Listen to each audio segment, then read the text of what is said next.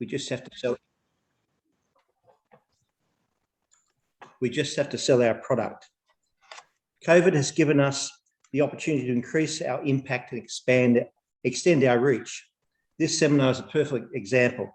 As David mentioned before, we've got people here from USA, Serbia, New Zealand, Germany, and in all states of Australia, both rural areas and in the cities. If the seminar was held, say, in the Gold Coast face-to-face, we wouldn't have such an attendance. We can now host online activities which are not limited to our immediate geographical area, but rather we can reach out to anyone in the world. An example of this was an online evening with actor Sam Neill, hosted by the Rotary Club of Rowville, Listerfield in District 9810 in Melbourne earlier this year. Not only was it a successful fundraiser, but engaged our members as well as exposing our brand to potential members. COVID has also given us the opportunity to show we are adaptable. While the usual youth exchange program is on hold, many districts have embraced virtual youth exchange, which allows us to reach out and engage with potential members such as parents, guardians and teachers. Not going to come back, is it? Thanks. I think I can hear Andy in the background. Potential members such as parents, guardians and teachers. Andy, can you mute? I'll go again. Such as parents, guardians and teachers of the participants, to boost the number of our alumni and to lay the seeds of Rotary's values with participants. One of International President Shaker's goals is to increase membership worldwide by $100,000 by proposing that each one bring one, that is, each member introduce one person to Rotary. This, of course, is ambitious, but I ask that each of you support this goal. Just think, where would you be if you haven't joined Rotary? Probably more pertinently, where would you be if no one ever invited you to join Rotary? Please give someone else that opportunity. Now, it's now my pleasure to introduce our International Director, Jessie. Jessie, its first experience, I think, in Rotary was in Tasmania, her home state, when she went along to Ryla, and look where she is now. A past district governor in 2010-11, a presenter or trainer at the International Assembly, where she attended with her husband, Andrew, and I got to hand pass a Sharon at the National Assembly with Andrew. She's a member of the Wendouree Breakfast Club in Ballarat. And as a profession, she's worked in the university field, the tertiary education field, and she holds a doctorate. She's now working as a consultant. And now I'll hand over to you, Jessie, if David can unmute you, and I'll go on to mute. Please welcome International Director, Dr. Jessie Harman.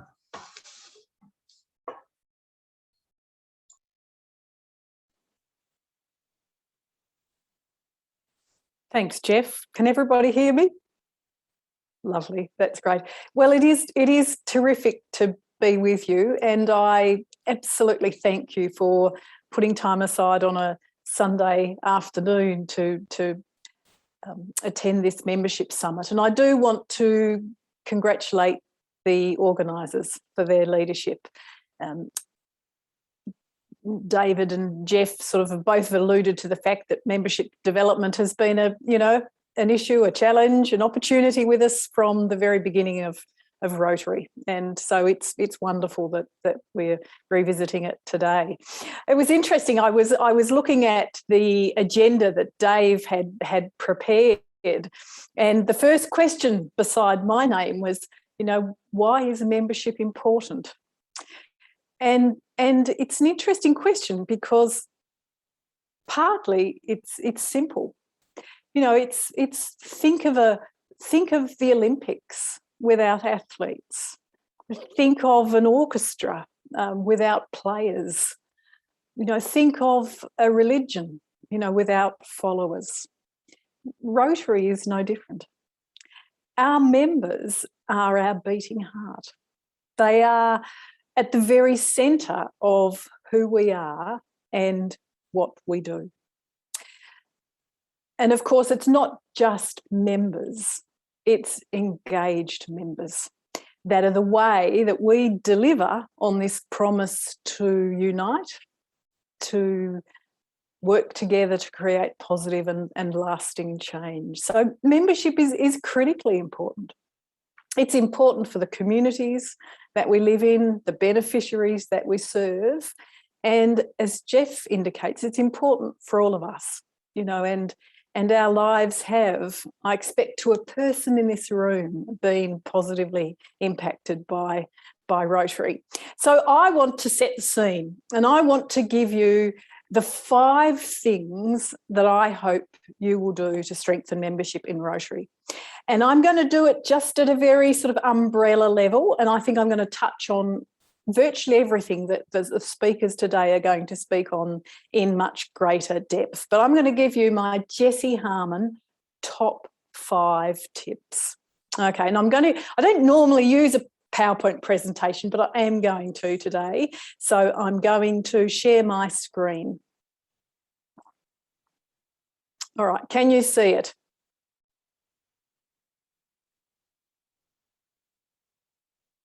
Have we got it? Yes, well done. Yep. Lovely. Okay. So I'm going to give you my 5 top tips. My first tip is a really important one. And that is that we need to put our members at the heart of our Rotary experience. You know, it's really important now more than ever, you know, as consumers' needs and expectations are rising, it's more important now than ever that we understand each member's needs and expectations. And then we deliver a Rotary experience that meets those needs. So member-centric clubs. It's incredibly important that we communicate with our members. Communication really is at the heart of engagement. But so too is recognising that our members donate their time, treasure and talent and need to be recognised and appreciated. So developing a culture of appreciation is really important. And, you know, I do see clubs do this well. Some clubs do this very well, you know, really good onboarding, induction and mentoring programs, very transparent decision making in the club so that members know exactly why decisions are being made. Clubs that are using technology really well to communicate. And I think we've all got a little bit better at that. You know, clubs that use member surveys as a way of getting more information about member satisfaction levels. And I think very importantly, good systems within clubs to identify and address conflict. Because where there are people, there will always be the potential for conflict. So we need to put our members at the centre of our Rotary experience. We have spent a lot of time trying to make our members fit our clubs. It is now time to make our clubs fit our members. So that's my first top tip around putting our members at the centre of their Rotary experience. My second top tip is to reinforce the importance of providing meaningful service. Every year we host surveys. Rotary International conducts surveys of members, and we say to members, you know, why did you join Rotary? And the majority will say year after year, I joined to give back. But when we then say, what does it mean to give back? They say, I want to give back using my particular skills and experience. So it is really important that we provide meaningful service opportunities for our members. There are so many more options now for people who want to give back. We need to make sure that the experiences that we are providing our members are absolutely meaningful. That's also about making sure that there's a diverse range of service opportunities, because our members' needs are different as well. You know, we need to work harder at finding projects that really make a difference.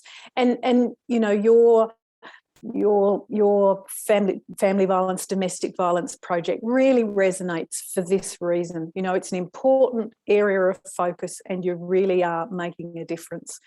We need to value engagement, you know, and we see that happening. You know, attendance is very much yesterday's concept. I think we generally recognise now that people contribute in different ways and at different levels, and that engagement is actually the most important thing. But with that, you know, we need to be flexible. Again, I've seen clubs doing some terrific things to do exactly this, you know, conducting skills audits to understand the needs, the skills that they have within their clubs. You know, clubs that are really good at making sure they've always got a nice mix between sort of local and international projects. I'm loving the rise of community needs assessments and clubs really looking deep into their communities to understand where the needs are and where they can make an impact. You know, similarly, it's great to see clubs partnering with other organisations, because when you partner, you know, you can often scale up and you can do so much more. It's a really interesting thing. All of the research tells us that volunteers in today's time want more flexibility about how and when they volunteer, and they want more meaningful volunteering roles. So that's my second top tip, providing meaningful service. Now, my third tip is a really, really important one, and that's the importance of increasing our diversity, equity and inclusion. We need to recognise that as a whole, Rotary needs to be more representative of the communities that we serve and more welcoming of all people, you know, regardless of background, culture, age, gender, expression, identity. And that's, you know, that's not just about increasing our membership, looking more like the communities that we serve. Fundamentally, it's about being true, you know, to the principles of Rotary, ensuring that we are open and inclusive, that we are fair to all, you know, that we're building goodwill and we're beneficial to all our communities. And again, I've seen clubs doing some terrific things to raise awareness of DEI, you know, holding meetings, inviting guest speakers, you know, encouraging club members to go to the Rotary International website and participate in the sort of learning modules that are there around diversity, equity and inclusion. You know, I've seen clubs really being systematic about making their meetings more accessible to a whole range of people. And similarly, you know, adapting systems and processes to make sure that all members feel welcome and included. I think the really important takeaway in relation to diversity, equity and inclusion is this one, is that, you know, diversity in the end equates to more diverse thinking styles, better understanding of community problems and better solutions. So that's my third top tip, that we need to increase our diversity, equity and inclusion. Now, the fourth one, you absolutely play the leadership role here in our zone without a doubt. And that is the importance of developing new types of clubs. And I know that Andy and Candice are going to talk with you about this. We absolutely need to recognise that there is a whole group of people out there who want to do Rotary differently, you know, and it's wonderful to see in the landscape new types of clubs emerging. You know, we know we've all had a taste of what it's like to be an E-club, of course, but it's great to see the increasing number of satellite clubs and passport clubs, the alumni clubs that primarily feature members of programs like RILAR, RIPEN, Youth Exchange. I mean, this Rotary Club, this corporate club concept's very interesting. And I've recently had some discussions with the Rotary Club of Cheshire Bentley in the UK. Now, that's Bentley as in Bentley Motor Car Company. All those members are employees of the Bentley Motor Car Company. So that's an interesting one. And we're definitely seeing the rise of cause-based clubs. And I've been to the charter of several cause-based clubs, End Human Trafficking and Global Nurses and Midwives recently. But really important is, of course, not just starting these new clubs and new types of clubs, but nurturing and supporting them. And as I said, your district has absolutely led the way here, and I'm incredibly proud of you for that reason, in addition to many other reasons. I think the key takeaway here again is that these new types of clubs won't weaken Rotary. Instead, they're going to enable us to engage with people who cannot or will not join our traditional clubs, yet want to be part of delivering Rotary's amazing impact. And so that's my fourth key tip, I guess, for this Rotary year is to continue to develop and support new style clubs. Now, Jeff's mentioned my fifth one, and it is Shaker's very ambitious goal that everyone bring one. Each one bring one. Used to be called Each One Reach One. But it's this, the point that I want to make is that we need to help our members build the skills and the confidence to invite people into our clubs. We can do all of the other things that are critically important, but in the end, if we don't say come and join us, we will be no better off.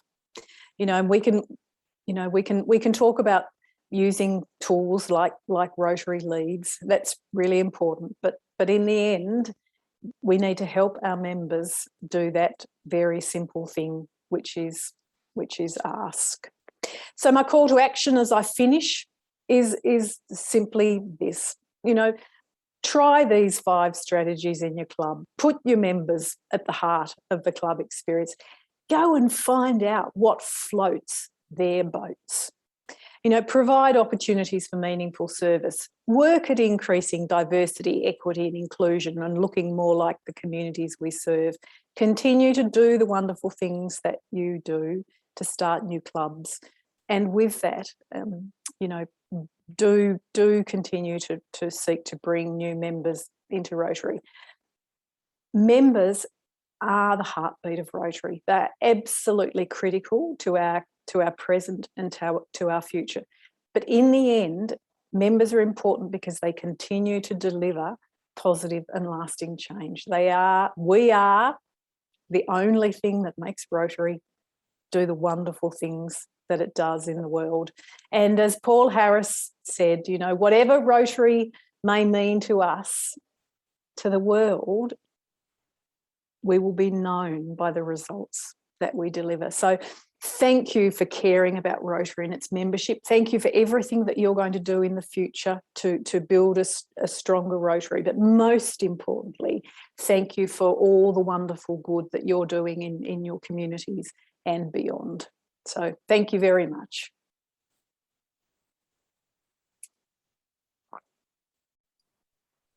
Thank you very much, Jessie. What I'm going to do with questions is that if you could jot any specific questions you got for speakers down in the chat box, and then at the end we'll moderate those and ask the questions as a group at the end and continue with the presentations. Dave Harmon is on his way. I hope we had a bit of a glitch with emails, etc. So he's on his way. So Candice, I'd like to move you up the program a fraction. And Candice Oliver, as Jessie mentioned before, is one of our past president of one of our new style clubs. And she wants to talk about increasing impact to make a difference, and how the Passport Club has engaged its cohort of young members and continues to grow the club. So Candice, I'll ask you to unmute and we'll give you center stage. So please welcome Candice Olivia, sorry. That's all right. I could be David Bagley today if you like. Hello, everybody. Thank you very much, David, for the warm introduction. As noted before and earlier, I would also like to pay my respect to the Aboriginal and Torres Strait Islands, for those of those on the Yungabai land. I've been asked quite a lot lately with regards to the Passport Club and its success, which I'm very, very proud of. The Passport Club is one of the new style clubs that's making a leadway in District 9640. And I believe it's because of the flexibility. I think many clubs have adapted the way in which we meet, which is once a month formally for an in-person catch-up, obviously when possible. And if not possible, we still maintain that meeting, but hold it over Zoom and meet in person as soon as we possibly can. The big thing with the Passport Club, or our club in particular, is that once a month meeting is structured not dissimilar to how traditional clubs actually run their meetings. We've just created an agenda that allows us to navigate through a number of different community and international projects, as well as an element of professional development for members and an opportunity for new guests to meet and mingle with with existing members. The biggest thing with the Passport Club, other than its flexibility of its meeting style, is that we marketed to a very particular group of people. So in our attempt to form the club, successful attempt to form the club, was to market it to young entrepreneurs, business owners, or change makers under the age of 45. Now, there is nothing in our constitutional bylaws to say that we cannot take on members that are outside of that bracket. However, we marketed it to them, and we marketed it to them as you would when you are in product development. We did research to find out where they were spending time and what they were interested in, which led us to defining that our club would look at 3 core focuses, being youth, homelessness, and environment. And through our research and starting the flexibility style of a Passport Club, Jesse, you mentioned earlier, is making sure that we're matching people in our community with things that they are actually interested in. And through our research, we found that within our demographic, within our district, and having a look at the 17 Sustainable Development Goals, that those were the areas of focus that our cohort were very interested in. So it was a really good foundation to build on. Once we were able to charter, we had, really clear direction of what projects we were going to be working with underneath that pillar, what our meeting agenda looked like, and there is an element of fun in there. That's something that I would encourage more clubs to take into consideration, even if it's just a 10-minute, some form of, move your body, playful experience that, just brings people into an environment where they feel that they can be themselves. I think a key factor for our success is that not only do we showcase members of our club to give them community recognition, so we're almost putting the members of our club on a podium or platform within our community. So when they are going out volunteering or attending other clubs to speak or attending volunteering opportunities, we make sure that they are praised for it. Now, I know that it would seem unusual because when you're in the line of service and you're giving back, it isn't, so that you can get recognition. But with the way that the world is going, the recognition is almost felt as a validation. I think a lot of people these days are looking for a sense of belonging, a sense of community. They're separated from their family, they're separated from friends. So, what we have housed is this cohort of individuals that are a family. They're not only friends, they really are looking out for each other. And we, when we start projects, we break them down into what we call pods. They can also be called committees. But moving forward with our demographic and change, we like to try and keep with the lingo.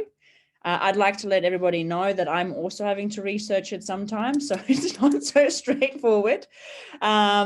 But being able to navigate using vocabulary that is of today has definitely helped us ensure that individuals feel like they are part of something that has really beautiful, I think our members would say, old school values, but it has a operation of how volunteering and how giving back and how making change and impact is done today.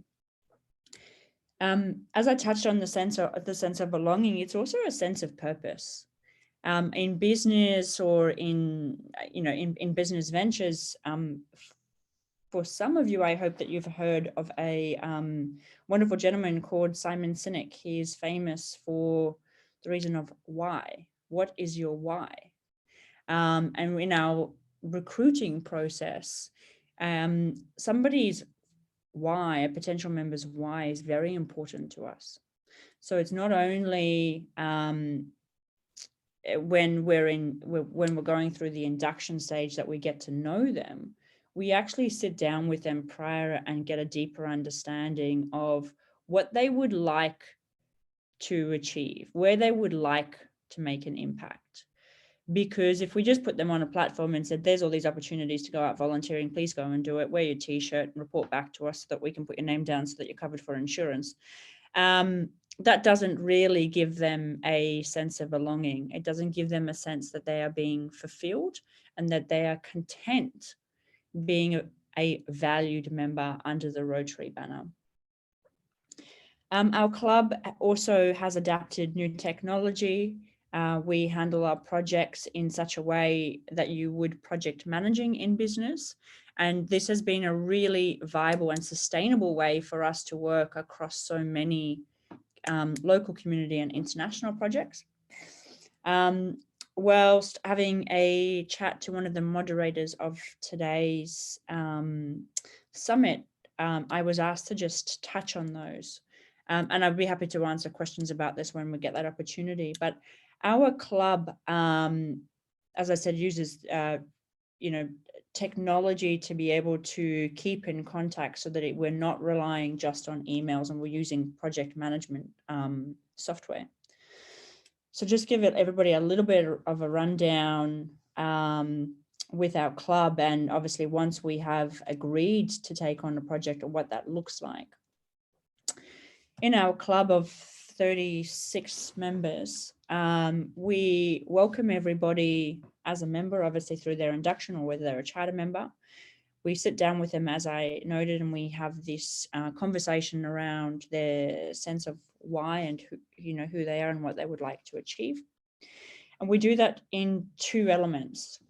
From a membership perspective, and obviously that's what we're having a look at today, we have a look at what they would like to do whilst creating impact, and what are they passionate about, and where would they like to create change. We also have a look at what their career path looks like, what their professional development looks like, and what they would like to be nurtured into that. Moving on from that, we have a look at,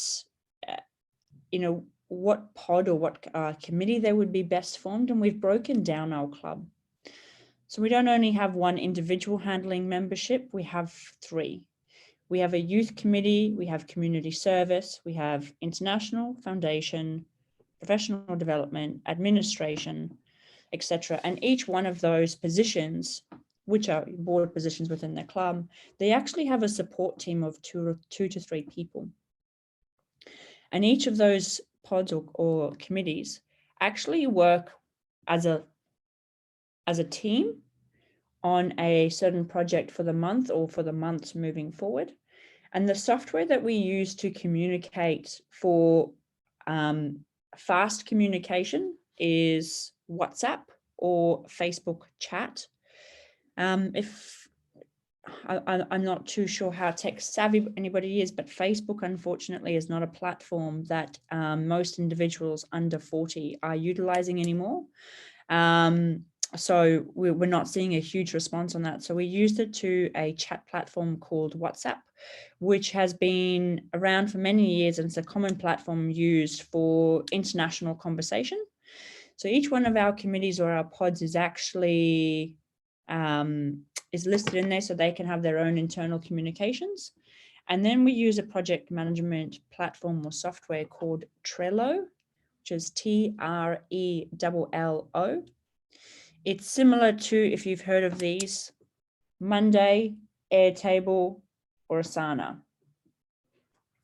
Once our committee has got a project on board, the platform actually gives them an opportunity to create a new card or a new sheet, if you would usually use Google Sheets. And all of our communications with regards to our projects happen there. So taking on this passport theory of not always needing to be together, we've found that these softwares have been the best for our members to still connect about the projects, and we have a communication log of what is happening and what is still to happen. The platform gives us an opportunity to create checklists, and you can also tag to other members. So if I was, for example, working on a project that needed a brochure or a flyer, I could tag the other members in the team, load it in there and ask them for any of their comments and approval. And I could be doing this after hours or first thing in the morning. And I wouldn't have to be on my emails during my workday handling this. I would just be notified that they have responded. This actually allows us a better opportunity to keep the one meeting we have a month to be precise and productive, because each one of those pods has now listed what they're doing on their project management software, and the president or secretary can go in prior to our meetings and they can generate any questions that they have. And then the club can come together to ask those. And this is where we bring the inclusivity, is that we have, great communication on projects throughout the month, utilizing these platforms.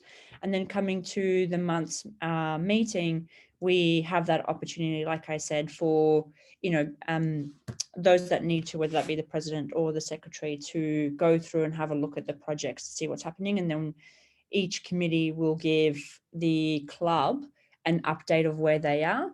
It's also an opportunity for them to ask any questions that they might have, or ask for assistance or for feedback. So, this really allows us to have very productive meetings. Big thing with our club and the Passport Club and our demographic is that, being the majority under 45, we're very time poor. Most of the individuals in our clubs working on their own business, or they've got a young family with kids.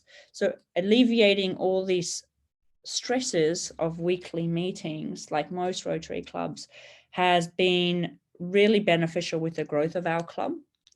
The other thing that I'd like to touch on is that, whilst building our club as a community, as a family, as I mentioned, and treating it in such a way, is that we also introduced in the very beginning a social catch-up each month.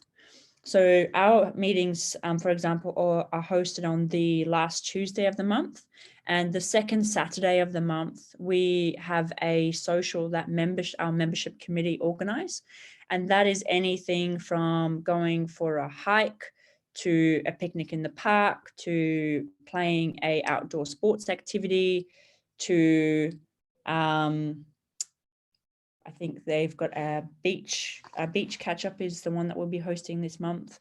So just making sure that we have that opportunity for the members to come together in a social setting so they can better get to know each other. And in those socials, it's always open invitation to their family, kids, or even friends. And this is a really great opportunity for us to attract more members, because at our social gatherings, when we have individuals, partners, friends, or family come and attend, we're not only able to capture a lot of content that we use across our social platforms to showcase how, multicultural our club is, how diverse it is, how welcoming it is. But it also gives individuals an opportunity who are not yet sold on the idea of what Rotary can offer in terms of, and I think our biggest winner is this sense of belonging, especially at the moment. People want to belong to a group, and what better group to belong to one that, has a core focus on, creating an impact and doing good. And those socials have been very successful over the last couple of months. And for those that are, I suppose, scratching their head, what happens when we're in lockdown or we're not able to go out and do those in person, is that we host them online via Zoom. And we ensure that we are utilizing software and technology that's out there to play, virtual board games, or simply setting up the Zoom to be in rooms and individuals are playing cards with each other, playing chess with each other. We have in the past also hosted a cooking show, which was a great success, which was just a bit of fun. But it's about, service is the forefront of what we do. It's always there. But really welcoming people into a social setting and gathering is being very important. The projects that we've been working on, which I'll touch on, and then I think my time is up, I think, David, is that since the beginning of our club in the two and a half years now, we have been successful in obtaining an international or global grant to work on an international project in India, which we partnered with 2 other clubs. I was very lucky to have been in India just a couple of months prior to COVID breaking out. So that was a true connection to a club in the area of Panjim in Goa. And that was to supply some equipment to handle the very early stages of the COVID pandemic. We work across 8 different charities here in our local community on the Gold Coast. We've got active members in leadership trainings that are coming up. Some are Rotary labeled, and then others we look out for free opportunities on the coast that are hosted by alternate networking groups or by business coaches who are just launching their own business. So any of those sort of free community opportunities, we will actually make a call out to those hosts and sort of get a better idea of what will be presented and whether it would be a viable option for our club members to attend. And then on top of that, we are doing a big project at the moment, which is hosting an Indian feast for the Diwali festival in November, which is coming along quite nicely. And due to current times, any event you plan, you're actually planning 3 just in case. So, the diversity of, what we're handling, we've been working with charities that have provided us with out of hours opportunities. So one charity we work with in particular here called Baby Give Back. That's a youth focus for us. They actually allow us to volunteer between 5:30 and 7:30 p.m. So individuals that do have employment can work outside. And it's these sort of opportunities that we have a look for. It's out of the box thinking. If you can't attract members because they have work or they don't have the physical capacity to actually volunteer in the way in which it's always been done, get creative and think outside the box and turn to members or turn to potential members and ask them, what they would like to be doing and, in what capacity they can do it. And, start to create projects around their feedback rather than as a club trying to start a project and then get people involved.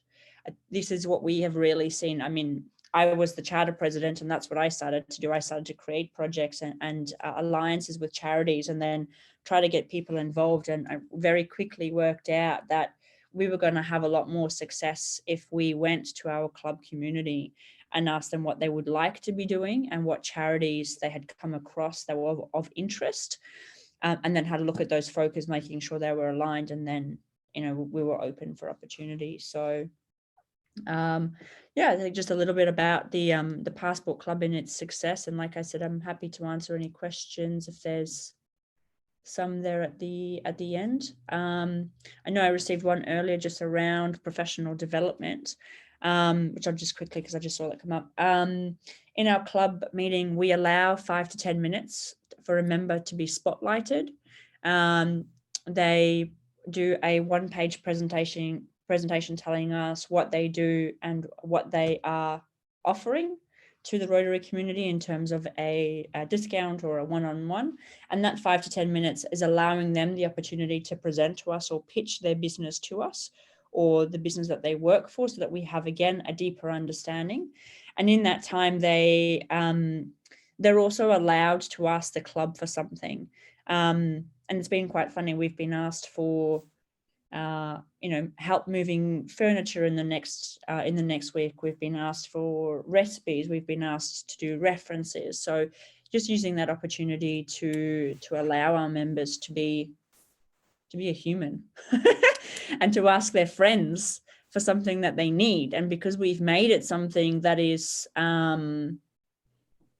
is common and is part of the agenda, when it's one of the members' turns, they don't feel afraid to ask. And, that's also teaching them this great thing of asking for help, because, working in service, most of the individuals have a really hard time doing that. They have some resistance. And it also gives them an opportunity to practice their public speaking. So really looking at the out of the box, what can we do to develop our members and to give them praise? Because when they feel good about themselves, they give more. And that's me.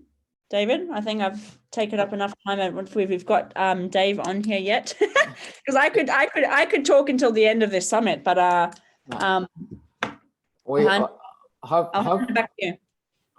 Hopefully we've ticked the right box. There was something there blocking people from re-entering. So let's see how we go. But okay. we might just seeing Dave and Neil Maxwell have both been rejected at the moment, and they're both trying to get back on. We might just fast forward to Andy, and Andy, we can get you to unmute, and Candice, if you can mute up, that would be good. Yeah, you're mute, that's right. And Andy, I don't think Andy needs any introduction to anybody. He certainly he kept as my job of club development chair last year. I sort of was kept on my toes for a long time, and there was always something happening. So please welcome Andy Rajapacha. Thank you, David. Wonderful to have Governor Jeff, Jesse, our director, and my Rotary coordinator for the zone, Adrian, and also Barbara Mifsud with us. Let me share my screen, David.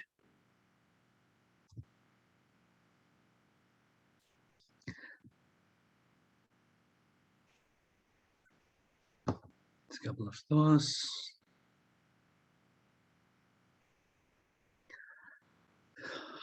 I know we have quite a diverse audience.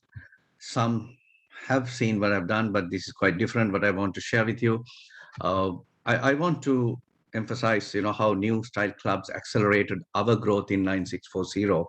And in simply, what we really did was we optimized the flexibility that RI had given to our clubs after the 2019 council legislature.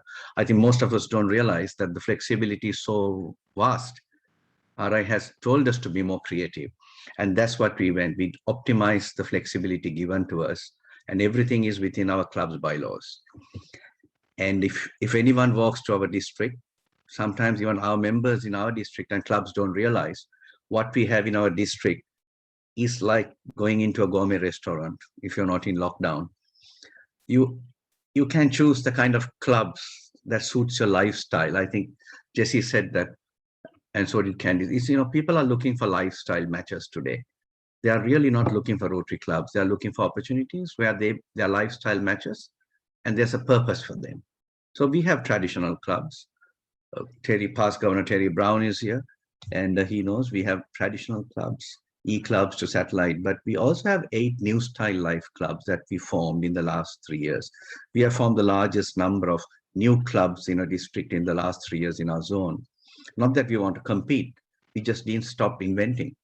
So we have the only one and only university-based club, corporate clubs to passport, what you heard from Candice. If we did not start a passport club, people like Candice and that group of people would have not been in Rotary. And this is for you to know what a governor or a district can do in 1 year, in 12 months. We have only 12 months to lead. We formed 12 new clubs and attracted 383 new Rotarians. We attracted so many Rotarians because we started new clubs. It's not the growth, it's the clubs. So new clubs gave new opportunities to a new demography. 5 Rotary clubs to 2 satellite clubs. We expanded to 3 new Rotaract clubs, an Interact and a Rotex club, which engages the incoming youth exchange students. And we also contributed to the foundation. And we were moving forward, like Arch Klump, the founder of our Rotary Foundation, said that, and a past president of Rotary International.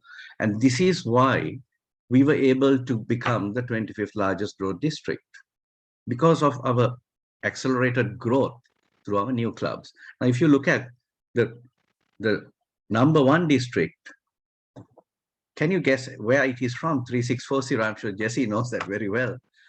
I think you mentioned, that is a small district if you see 1,500 members, but that is from Korea. And they were a district like about us at the beginning, and I know the governor very well. He had like something like 1,200 odd members. And 9142, the second largest is in Nigeria. Third is 3232 in Chennai in India, and that's our partner district for a global grant. We did 2 global grants with them with 7,000 members. And right now, our international president is in 9141 in Nigeria. And, it's amazing what we can do. Just now at the conference, Barry Racine spoke to us about how in the last 10 years, 1.4 million members were recruited. We have no problem in attracting members, but we have still been, for the last 10 years, less than 1.2 million. And the question is with the Rotary. And this is what we did in 2017 when Michael Irving was the governor. I think Terry, Daryl, all of us know, so does Jess. We looked at what was wrong, and we found that actually the systems inside our clubs were wrong. Not wrong, they were very old-fashioned to a new demographic, a new generation. And like Socrates said, we thought we will focus the energy to build something new. Our weekly club meeting style was not going to suit the lifestyles of a new generation. And if you look at most of our club leaders are in their 70s, but there are 2-3 generations after them today. We have the millennials who are in their 40s. We have the generation Y, and we have Z, and we have a generation Alpha now. So we felt we have to develop something new. So our first strategy was to focus on the area, in the geographic areas where these young people would be there, living or working. We focused on young people, building clubs for young people, and to attract females. And strangely, after we did, I think David Bagley has been involved in this exercise with Michael Irving. We found that my very suburb where I live, Burley, happened to be the suburb with the largest number of young people. And we went about looking in our district, all these suburbs, and focus. This is where we will start Rotary clubs. And then the second strategy was we targeted our public image campaigns to that target audience. we were trying to attract young people and female members to our new Rotary clubs. And if you see the advertisement, what we had on bus outsides were a new face of Rotary. And even I think Candice's club, Passport Club members designed this in-flight magazine, one of the last airline flights in 2019, September for Jetstar. So were the bicycles, and even inside the buses, if you see, we had the same message in more countries than Macca's, more countries than McDonald's. It's the same message we had on in-flight. And it helped us because it created a good public image, a feeling, oh, Rotary is young, it's from people like you and me. Our strategy 3 was engaging our community and the media. And you saw this, I don't want to explain too much, but this was an idea. Rotary Say No to Domestic Violence was a project of Balnon Richmond Rotary Club.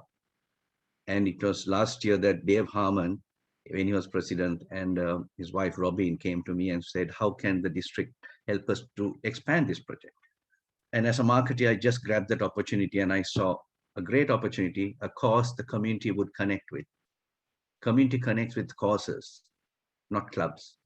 And I said, how about expanding it right across the district as part of our 100th anniversary of Rotary's baton reeling? And this is how it happened. It went in 5 minutes, I had to make that decision. And I said, it will be your project, the club project, districts don't do projects, it's your project, but we will endorse and support it. And see the amount of engagement we had from every club and the media support. So much so the German Rotarian magazine this month published a story about it, and these are the Passport Club members engaged in that. Now, the best part was that the New South Wales police came on board.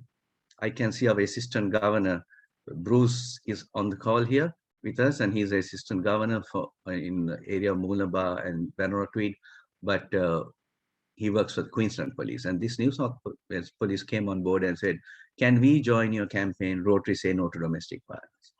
And we gave them, they wanted 150 umbrellas for their police officers, for the first responders to have in the cars. But what I see is, imagine we only need 1 or 2 television stations to carry this, catch this umbrella, to expand that reach we have as to what causes Rotary stands for. The 4th strategy has been the most important, is that we had one goal since 2016-17 year to today.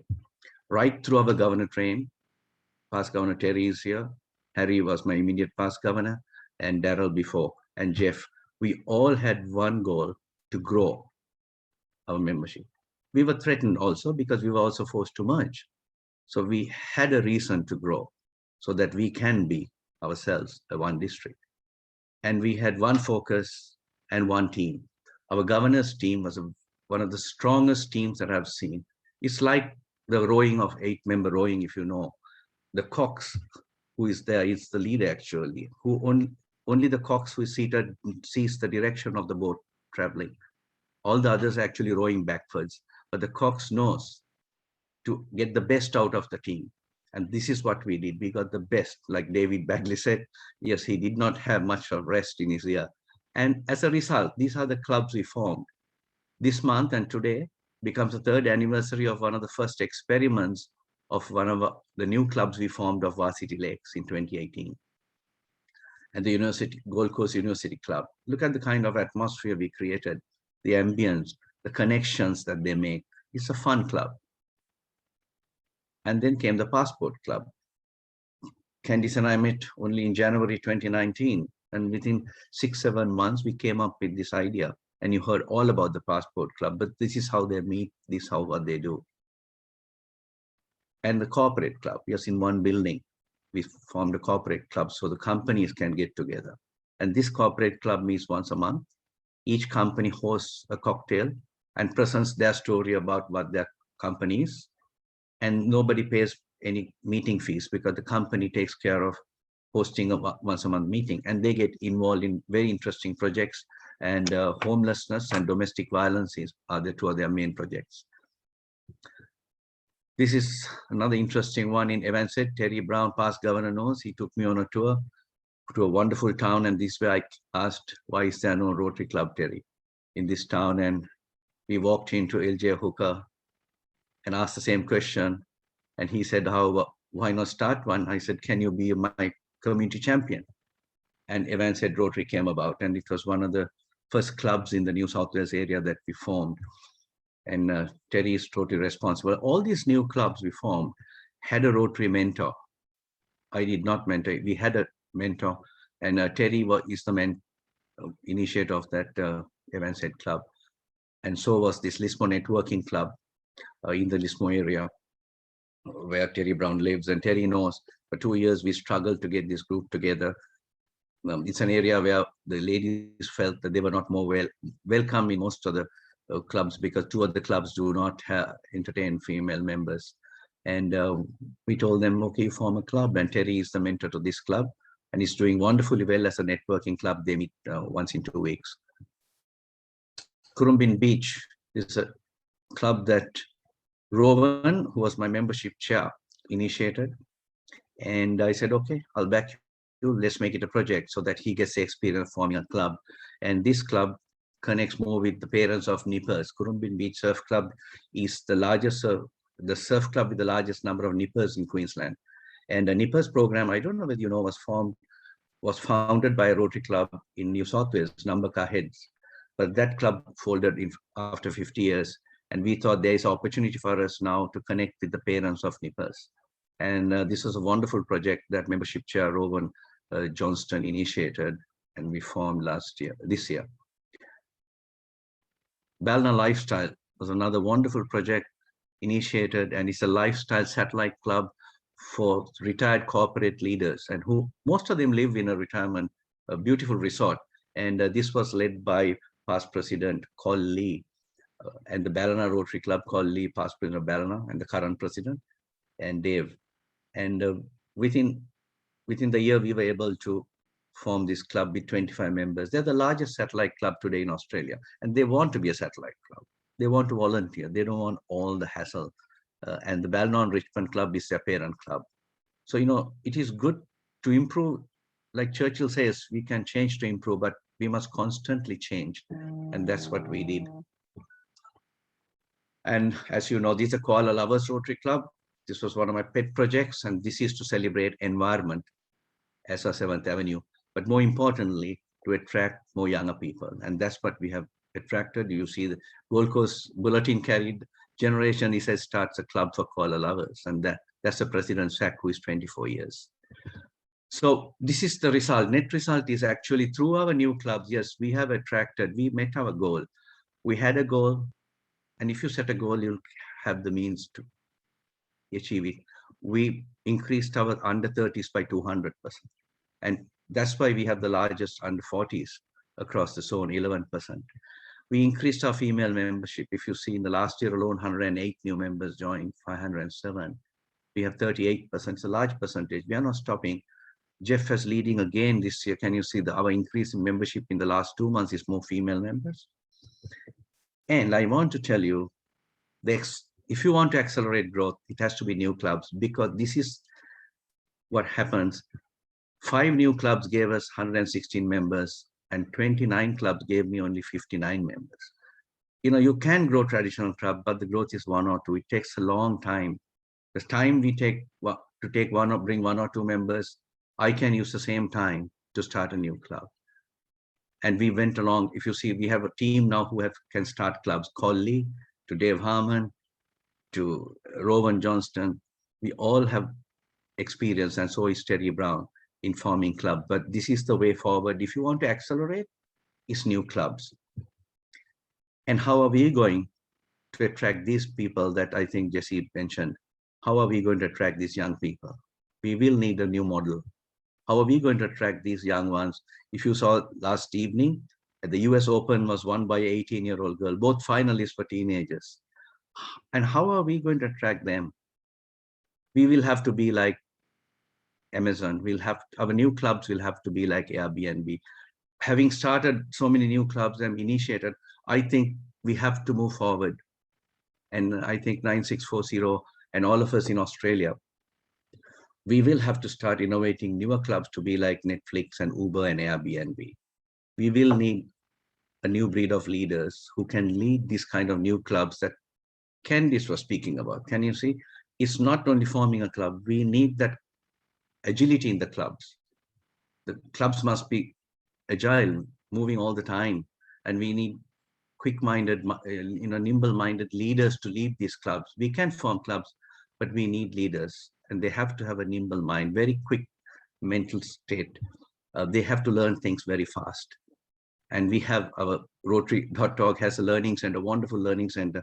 You can learn very fast at your pace. And our leaders, our new breed of leaders, I think will have to learn to work with multiple generations. And this will be the model, I believe, for the Rotary Club of 2025. A leader will be in the middle and not at the top. And leader will be the inspiration. And like Candy said, this exactly what the model is, what she explained, is committees will work in little squadrons or little, what did you say, Candy, pockets. And each committee will do the action. But the leader will show the direction, not give direction. We will be the guiding force. We will be the inspiration. We will orchestrate the action as leaders. And there won't be any boxers and lines and top heavy, but each team will be accountable. We'll have to be quick. And I believe this will be the future of Rotary clubs if we are to attract people. And newer people, the newer generations will not stay for 10, 12 years. They'll come for 2, 3 years, give the best, take the best, and create an impact. And I believe we will have to change our mindsets to change and accept something new. And I believe, as an innovator of clubs, that's what I'm looking at. How can we match that fast-paced lifestyles of people to be part of Rotary? And in marketing, we actually don't look at the lifespan of a client. We look at what's the best value we can give the client in the shortest time and give the best experience. And I think the younger generations, as we move in 2025, we will have another new generation in the world called the beta generation. So with that kind of fast pace, we will need to have clubs really agile, quickly take action. But I like to live with one message. I think Rotary clubs must be more than clubs. We should be the leaders in our community. Like Jesse said, the heartbeat of the community. Rotary should come to their mind first when they think of anything that has to be done in the community.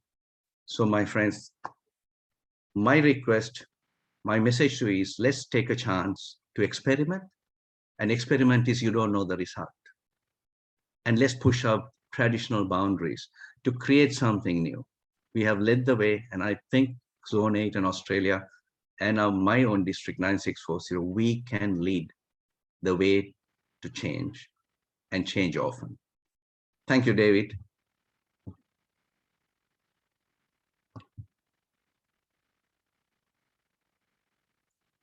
I'm back. Thanks very much, Andy.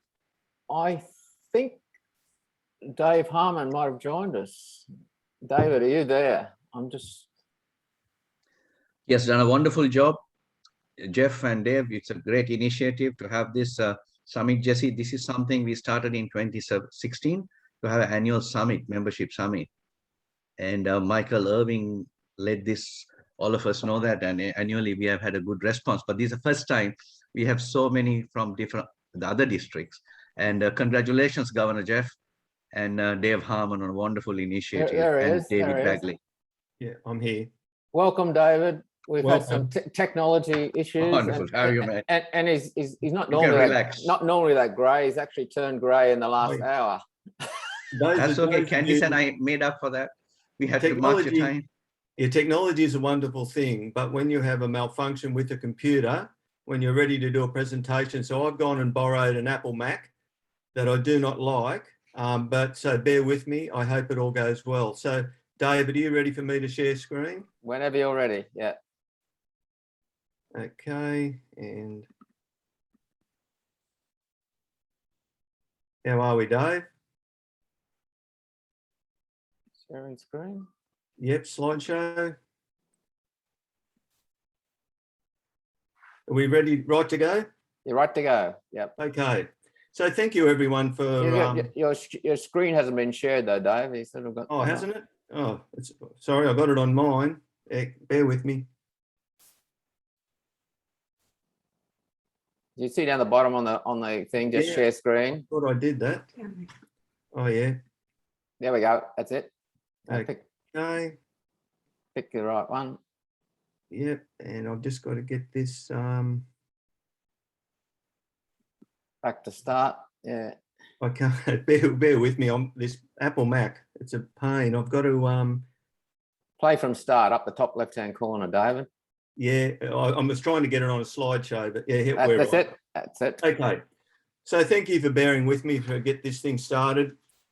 My story today is about building membership through community service and choosing projects and causes that engage our members in our clubs, but also our community. So we might say to ourselves, why is membership important? Well, our Rotary Club believes that membership is a measure of your relevance and your profile and also your engagement in your town. But further, we believe it's a measure of your impact and also your public image in your town. So we wanted to grow more so we could do more. That's essentially our story, where it began. So this is how we transformed our club. So we can look at the negatives in reducing membership, where we can be in a cycle where we're losing members and we're having less community impact, not enough members to share the workload and so on. But if we looked conversely at the reverse of that, what would be the advantage of actually growing your membership? What would that look like? And that's what our club wanted to work on. Back in early 2019, we had 31 members in our Rotary Club. And while that's a reasonable number, we were concerned that our average age was over 65 and that looking forward 5 or 10 years, where would our club be? So we decided to take action while we still had a healthy membership, and we wanted to be able to attract younger members and grow our club. So we looked at this positive cycle of membership. We wanted to grow more, to do more. It's interesting that it's not just our Rotary Club that looked at community service as our main driver. Rotary International recently did a survey and asked members what they wanted, and community service come up as the number one.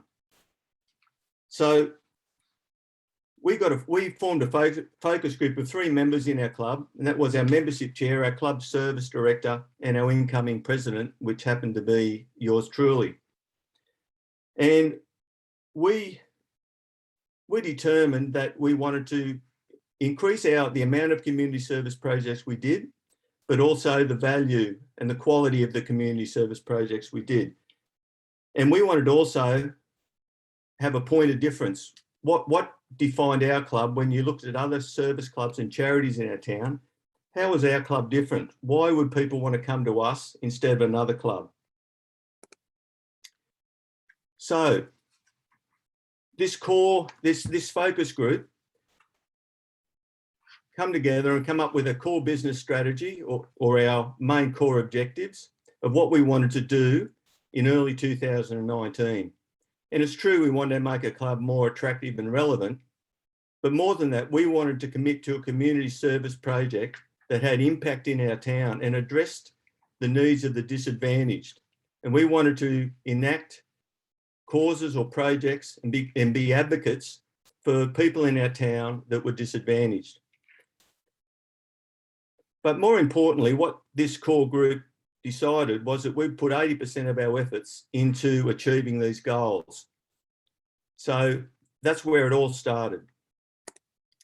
So what we did in 2019, we determined that domestic violence and family abuse would be our core project and cause that we would work on for the next several years. In 2019, we closed the main street of Ballina, River Street, and we had 800 people walking down the street saying no to domestic and family violence. At that time, we really didn't know how far this project or cause would go. But what it had the effect of doing was forming partnerships. It was interesting to note that over the last 3 years, the partnerships we've formed with police, health, council, other service providers in our town that look after social service agencies, St Vincent de Paul, Mill Centre, all these other agencies become more connected with our club. And that has been part of our growth.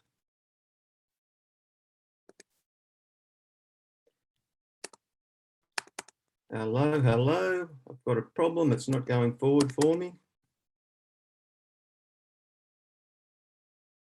Oh dear.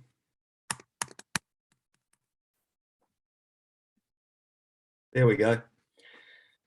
So the other side of our domestic violence and family abuse campaign and cause is that we then connected with our local high schools. So we determined that we would advocate against domestic and family violence, but also we would educate our youth on respectful relationships and consent.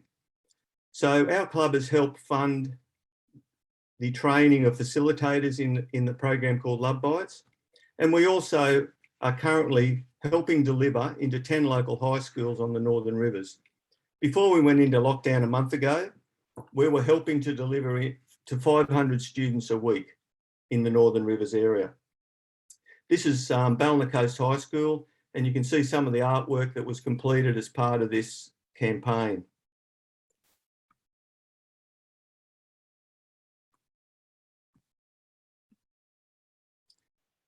It was interesting, earlier this year, it was around Christmas time, my wife Robin and I met with our immediate past District Governor, Andy, and we discussed with Andy the possibility of expanding our domestic violence campaign across our district. And Andy, in his wisdom, in this discussion, we come up with the idea of combining domestic violence with our 100 years baton relay.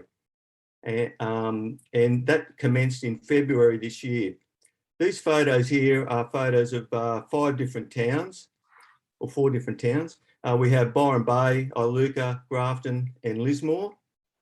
And what this had the effect of doing is getting Rotary clubs and their members out of their meeting rooms and out on the streets, walking down the main streets and roads in our town, celebrating 100 years of Rotary in Australia, but more so, standing up and advocating and saying no to domestic violence. This had a really interesting impact on our district and our clubs. It's interesting to note that the main membership our district experienced last year happened to be between February and May, which was smack bang in the middle of our baton relay with a cause. Andy might have mentioned earlier, we had a positive growth last year of 169 members. Most of those members joined during this baton relay campaign with a cause. Now, while it was great that we were celebrating 100 years of Rotary in Australia, the community were more interested in the fact that Rotary was standing up and connecting with a social issue in our towns and saying no to domestic violence. It also had a major impact on our media presence, our profile, and certainly our club experienced unprecedented media interest. It's also interesting to note that during that membership growth period we had earlier this year, 62% of new members in our clubs were women. So it definitely hit a mark. The campaign of saying no to domestic violence really did raise our profile and interest in Rotary in our towns.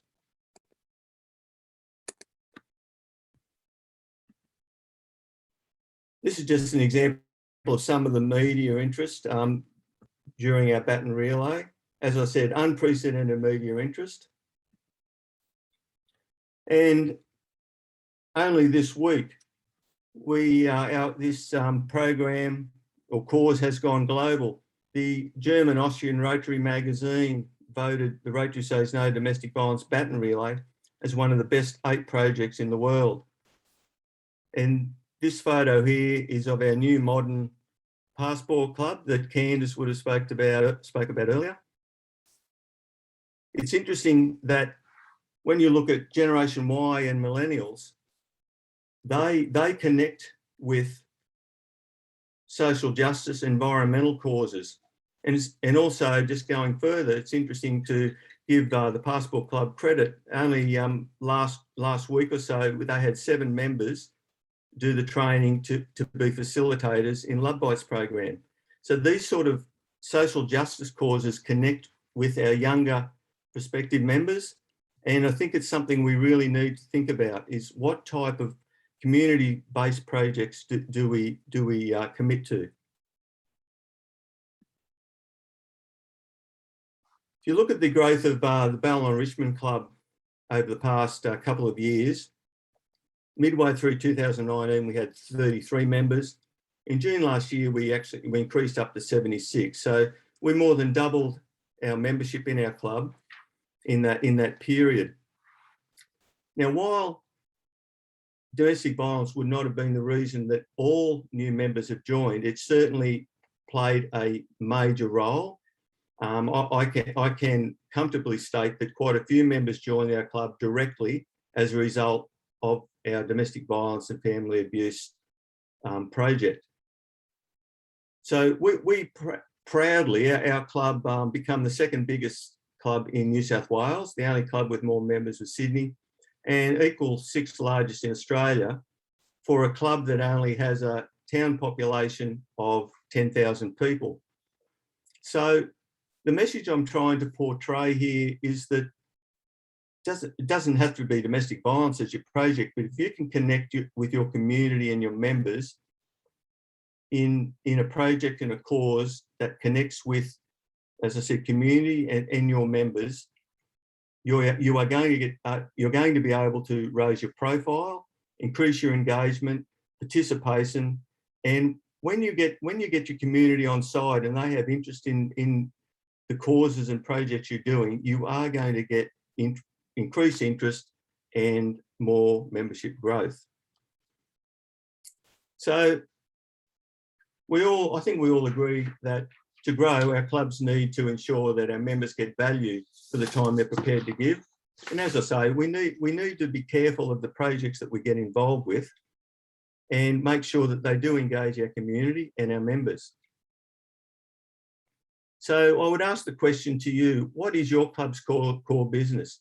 If you were to define one specific area in your club, what would you define it as? What would you say your core business is?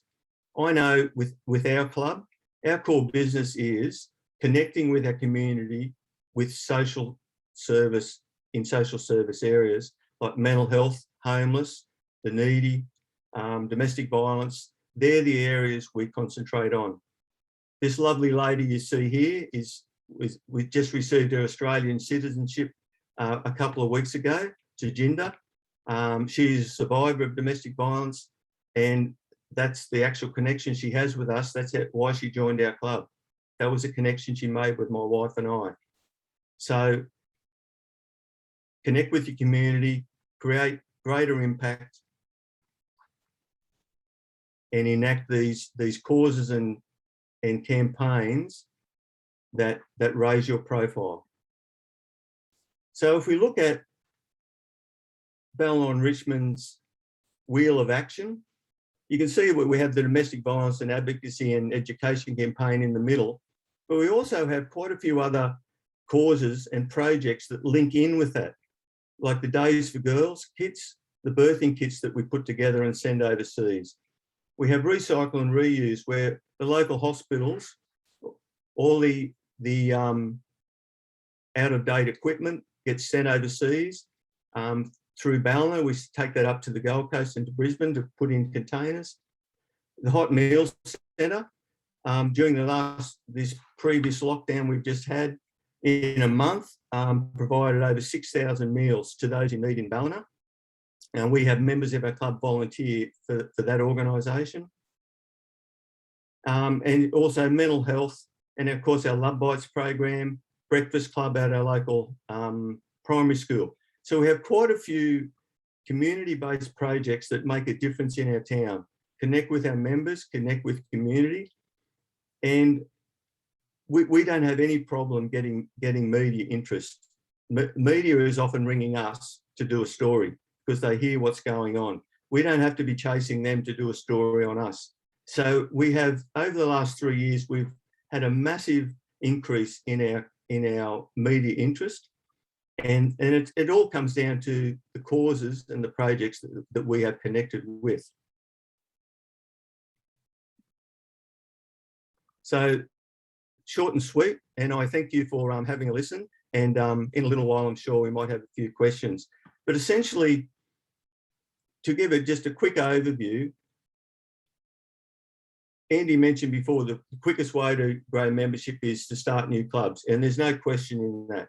But if you have a club that is connecting with community, and you have projects and causes that are valid, I don't think it's a real major hassle to build your membership. We really didn't work hard on actually recruiting members. The members come to us in this last membership drive. But as Andy said, when our district went through this membership growth, it was a 3 to 4 year plan that started 3 and 4 years ago. Our membership drive started nearly 3 years ago. So, you know, you don't expect results straight away. It takes quite a while to get that growth. So thank you for listening, and I'll stop sharing, Dave.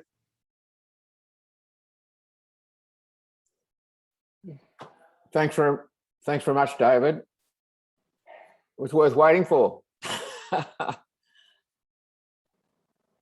As David said, you know, the engagement,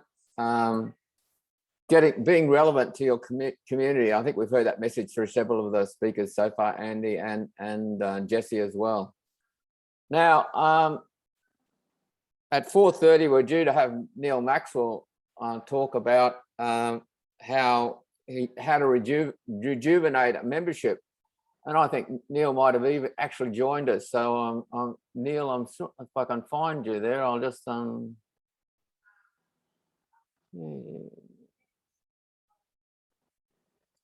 I'll ask you to unmute, Neil, and maybe you can talk a little bit about Neil. Neil's a past district governor, and he was with Warwick Sunrise Club, and he answered Andy's challenge to see if he could rejuvenate the Rotary Club of Warwick, which is one of the oldest clubs in our district. David, if you could mute yourself, that would then I'll get you out of the screen. And Neil, you Hello. there? Yeah. Can you hear me? I can hear you. Yeah, we can see you even, Neil. That's wonderful. Good. Excellent. I only just joined. I know. Technology, that was my fault, and I apologise, but we got you here. So over to you, Neil. Right. Well, just a little bit of background. The Rotary Club of Warwick was chartered in 1932, so it is 80 years old, and it is the second oldest club in District 9640. And I joined in 1973, so I was a pretty long-winded member of that club. And but in 2000, Rotary Club of Warwick was instrumental in chartering the Rotary Club Warwick Sunrise. Now, I was the one that put all the effort into that, so I know what it's like to start a new club. I changed, I was actually transferred to the Rotary Club of Warwick Sunrise in about 2010. So I've been a member of the Rotary Club Warwick Sunrise for about 10 years. But when I heard about this disaster that they had with the club going back to 3 members, really only 2 active members, it was as good as defunct, and it was about to disappear from us. So Andy had a meeting. I volunteered to get it going again. I was sure I could get it going because it was just like forming a new club. Just had to completely disregard what we had, except for the fact that we had a charter, and we had money, and we had assets. We had quite a bit of money actually, and the assets were a potato chip van, which was quite state of the art actually, and it was a way to make money. So I started off on the basis that we had no club. We were going to start off a whole new club with no traditional, no contact, no concern for the traditions of the Rotary Club of Warwick in the past, but to work on what people are going to want now in the future. as a club. And I wanted to get young people. And when I was district governor in 2001, 2002, that was what my aim was, to get young people into Rotary. And that was when we had the global quest, which was to try and get each club get one new member per month. And I still think that that's probably a good target for this club, Rotary Club Warwick, to aim for.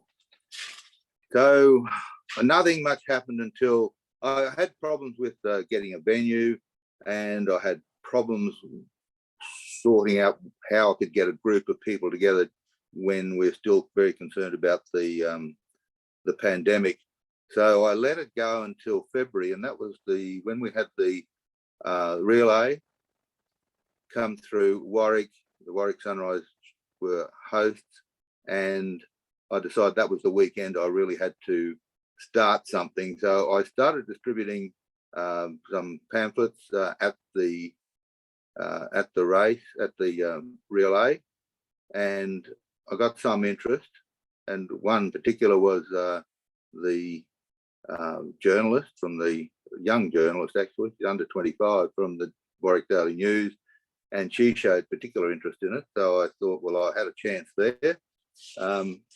And then I approached the principal of my firm, Rebecca Lancaster, because she'd been a district Rotaract representative in this district, and quite an active Rotaractor. Got some names from her and contacts, and I started contacting them. Now that involved another ex-Rotaractor, an exchange student who also was a Rotaractor, and other young people who had an association with Rebecca Lancaster. And we got a meeting together at our office with only about 5 people, but I invited also a lady from the E-Club, Next Gen, and she had been a member of the Warwick Sunrise Club. So I asked her to come along as well, because I wanted to investigate whether we would become an E-Club. And we discussed it and decided that was a lunch hour meeting, actually, and we decided that we weren't going to meet again at lunchtime. It was difficult for people to get there. So we decided the best thing to do was to have it where we could have a drink and a chat and keep it fairly informal. So the first meeting after that, 2 weeks later, we met at a club, a private ladies club, and there we really did get the whole thing going. We got a good roll up, and I was able to, and I called a lot of people, made sure I phoned them beforehand. We got a good roll up, and they all showed a lot of interest. So we ended up with 11 recruits, and added to the 2 active members and the other inactive member, we had 14 members. We decided we'd start meeting then in a hotel at 5:30 in the afternoon after work, twice a month, and socialise for 20 minutes or so, and then have a brief meeting. So that's what we've been doing. We're now meeting at the Warwick RSL Club. We've got a private room. We meet for a drink. We have our meeting, get it over with by 6:30, and then most of us then stay for dinner. And it's going quite well. Everyone's very, very excited about it. We've had some projects, small projects, and we've done some fundraising with the potato chip band. So far, we've got our membership up to 18, and I'm expecting we'll get it to 25 within by the end of this year. By December, I'm hoping we'll have it up in that range. So that's how I did. I just decided that we'd just sweep the floor clean and start all over again, just like it was a new club. And I think that the 2 guys that were the last active members have accepted that we don't have to worry about tradition anymore. We don't have a sergeant. We don't sing songs. We don't say grace. We just have a jolly good time. That's how I did it. All right. Thanks very much, Neil. I don't see too many questions in the chat box, so maybe I'll just put everyone up. And if you want to ask a question, we'll raise a hand and I'll unmute you and you can fire away. So any particular questions if people want to ask? As I said before, a lot of it is, I believe we put a lot of effort into last year and came out in David's presentation that what's the value, getting clubs to know what their value statement was, the setting down what your clubs stand for, what's the value that you're offering so that people know what. So Candace has sort of put it out very plainly. This is what her club stands for. This is what, and these are projects aligned with that. And it's very important, I think, that what's the value and how is that value going to attract members, and what's the service focus you're putting on so that your club remains relevant. A lot of clubs have continued to do over and over again the same thing, and they lose relevance, but they don't realize that till too late. So questions from anyone? Hands up, and I can see if I can see you. I've got 3 pages here, so I'll see what I can. The other.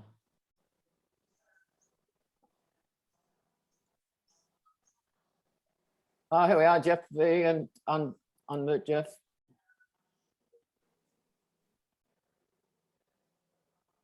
Oh,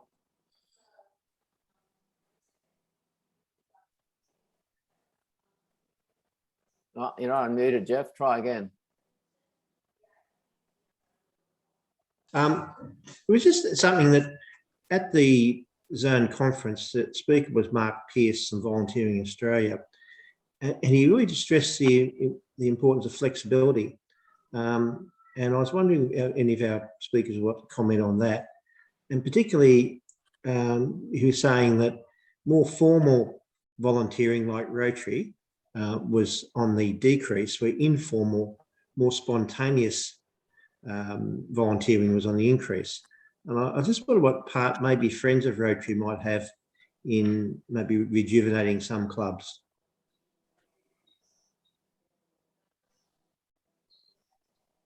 Candice, would you like to talk to that one, or?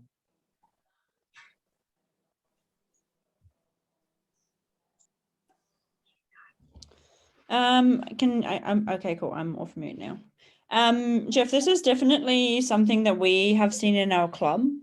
It's great that, the Rotary approach to forming new clubs or having a look at restructuring clubs to ensure that there's retention of members is that they look at the flexibility of the club meetings, but they don't look at the flexibility of the volunteering. And, due to the world today, our general routine has changed and things happen a lot more sporadically, and not as many individuals have, I suppose, like weekly or fortnightly routines.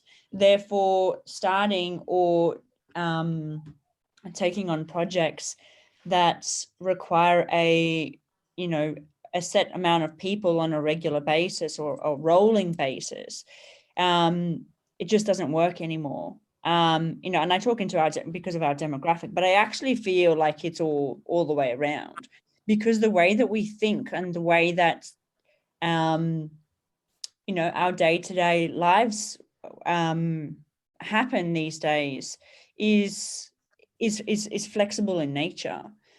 We've seen a lot more success with our projects where we have an ongoing relationship with, say, a organization, but we aren't the only volunteer collective that would be helping them.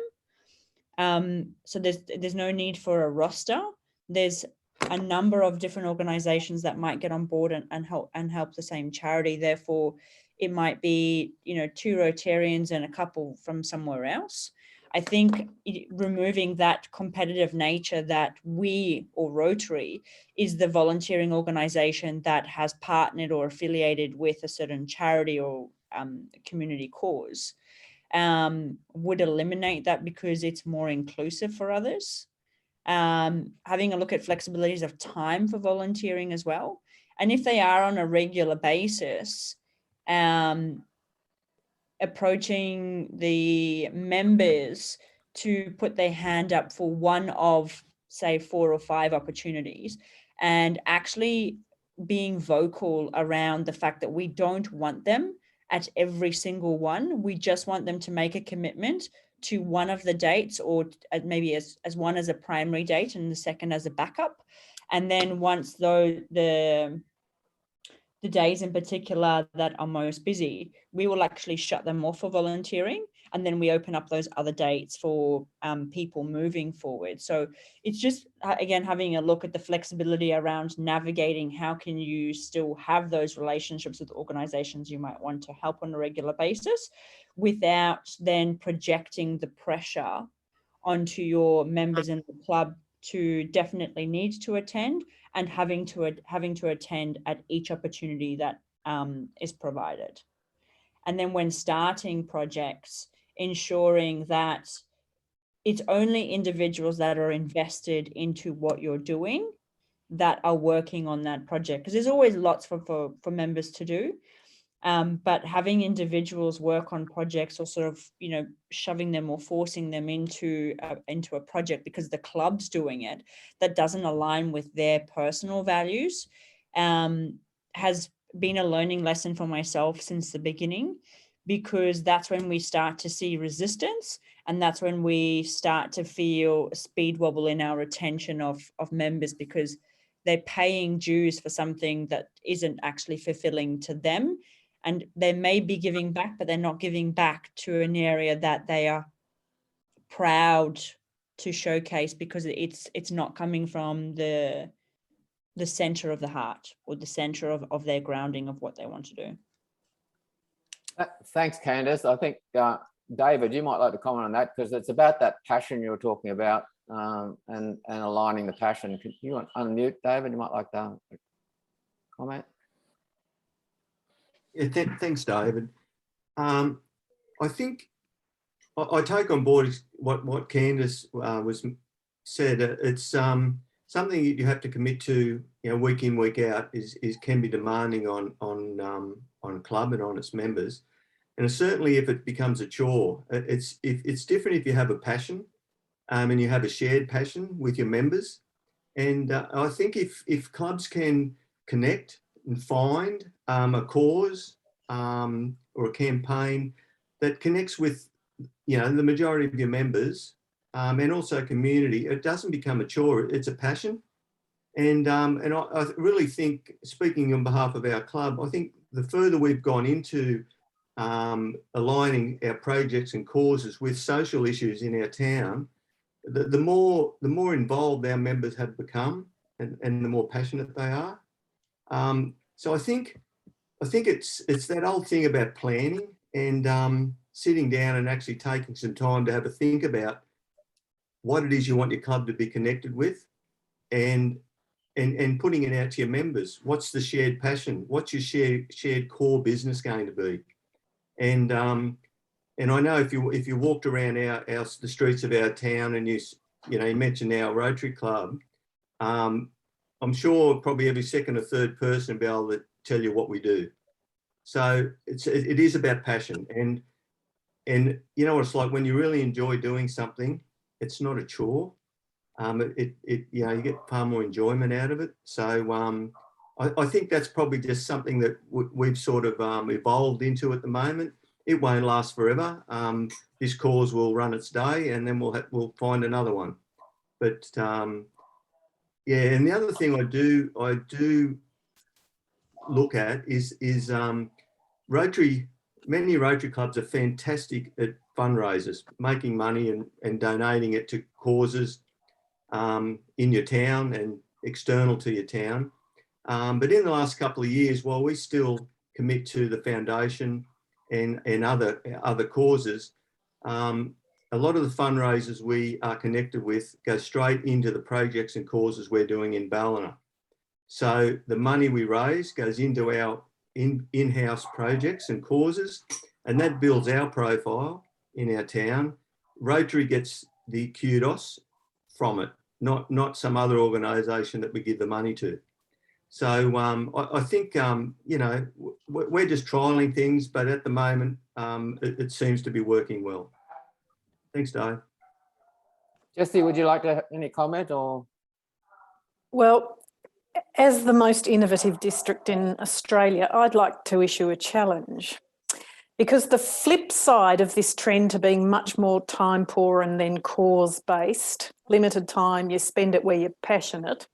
The flip side of that is there are going to be less and less people willing to invest in the organisation per se, less willing to be presidents, treasurers, those sort of organisational capability roles. We have to find a model that enables us, our clubs, to focus more on service and less on all those administrative roles. I'd like to see this district think about that as part of this process of strengthening membership.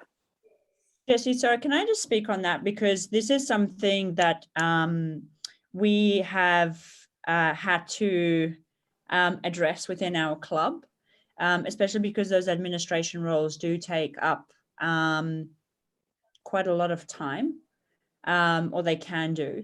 But we have definitely found that when we broke our club into committees, and we I suppose we sort of played with the idea that, you know, the chairperson, so whether that be the treasurer or the secretary, they were as if they were the CEO, and then they also had an executive assistant, and they also have a personal assistant. So it is the chairperson or the board member that that information has to go up to, and they will then oversee it. But they have another 1 or 2 people to start to delegate a few tasks that they can. And that might just be, you know, following up for maybe some outstanding invoices if it's on dues, or, you know, in our membership as well, because it's quite a big one for us, you know, allocating a task such as our nurturing calls, which we do, we check in with each of our members throughout the month, just assigning one of those tasks. So, you know, in business, being able to delegate is such a strong quality. And I am mindful that you can't delegate all, you know, board position tasks, but when you break them down, you can almost work in a buddy system so that they don't become stressful and overwhelming. And for individuals, they get to form these, I suppose, different types of authoritative bonds with someone else in the club. And that individual then also gets to learn how a board works, and can, you know, maybe in the next year or the year after, be the individual that's sort of sitting at the top, you know, who, if you like, calls the shots and makes announcements and does all the voting. But it really is, even in that, it's a team element. So don't know. I mean, it's been successful for us. I don't think we can't go without them. I've tried that for about a month, for a few weeks. It definitely doesn't work, because an organization that's been so successful for such a long period of time needs to have really strong pillars. And as a disruptor, like as myself, I wanted to see whether we could, you know, really flip it on its head. And it's not possible, because it wouldn't therefore be sustainable. But we can really encourage that teamwork, and also like an apprentice role, if you like. Yeah, thanks, Candice. Andy, you want to comment there, or no, I think I'll keep for questions, but you know, one thing we must remember is most of the people today are time poor. They have no problem of cost of Rotary. It's not the issue. It's the cost of their time.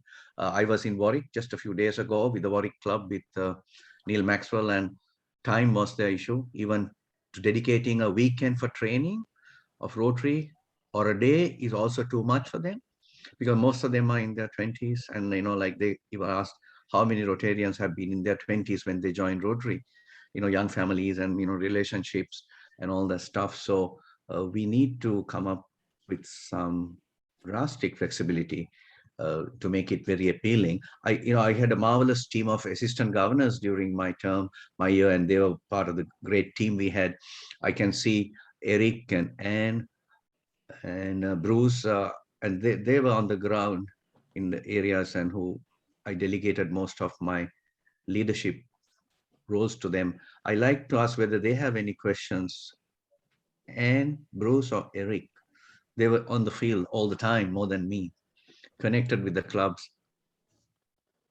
And Farrell handled the Grafton, Yamba area. I have to find them to let them You- loose. or And you want to Eric. say something? There we are. Ask on mute. There we are. Have to unmute Anne first. And she had a large growth in that area too. I was just lucky, Andy.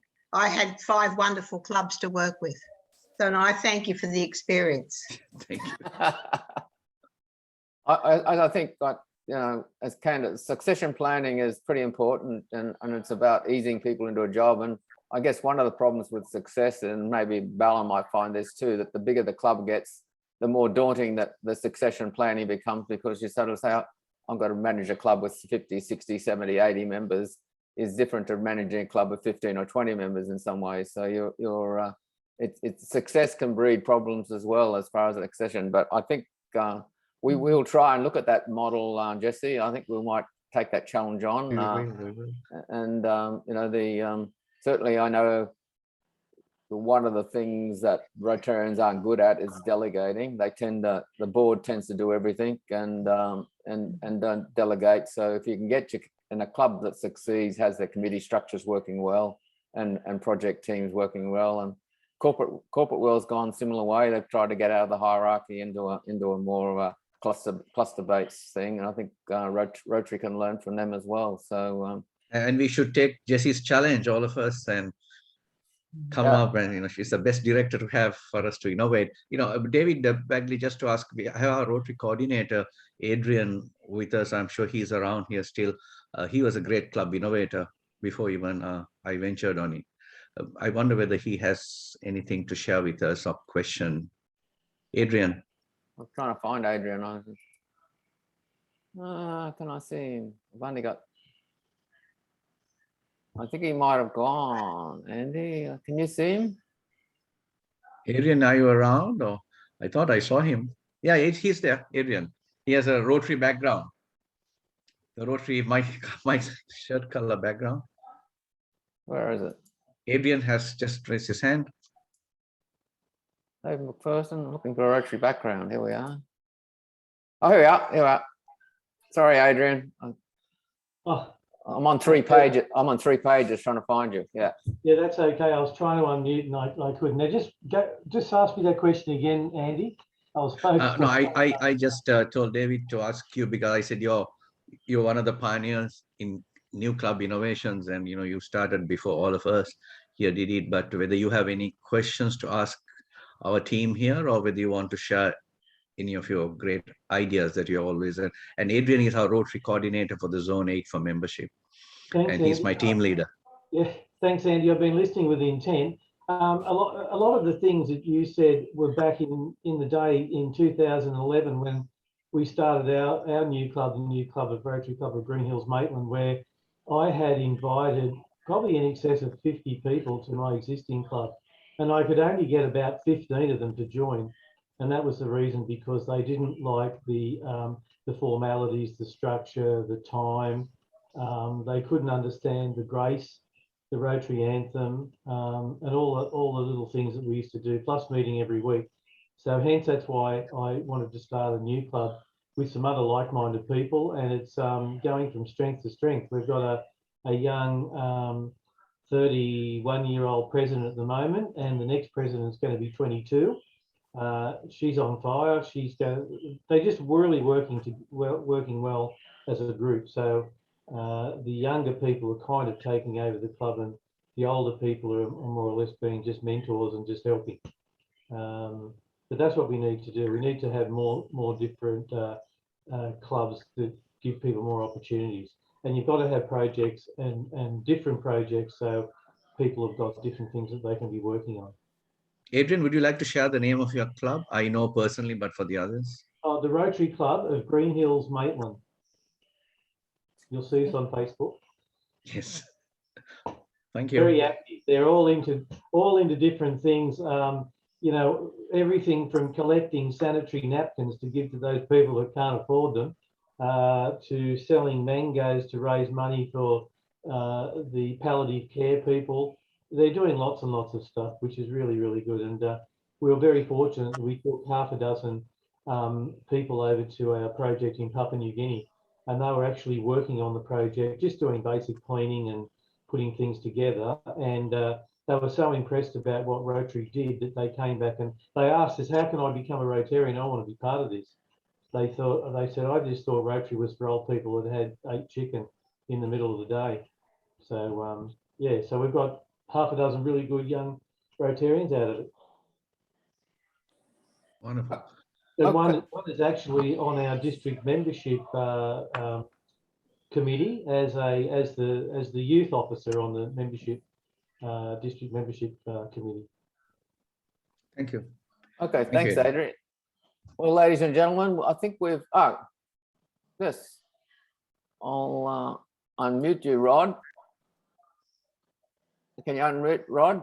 Rod Fry's got a question there. Yeah, thanks. I'm David Bagley, number 2. Rod Fry from Benora Tweed. Just thought I'd say a couple of things that we do in our meetings. We've sort of changed it around a bit.